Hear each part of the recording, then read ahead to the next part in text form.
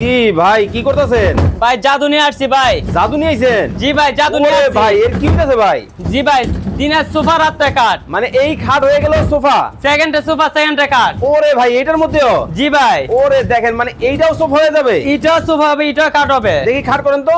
এই যে কাট। আয় হায় ভাই একবার গোল্ডেন কালার। জি ভাই দুবাই থেকে? দুবাই থেকে আজব জিনিস ভাই। খেতা বালিশ কম্বল চার্জার সম্ভব সব আরামসে রাখার সিস্টেম ওরে আছে ভাই ভাই। আর একটা গোপন কুটির আছে। জি ভাই ভাই লালটা আবার একবার দেখেন তো।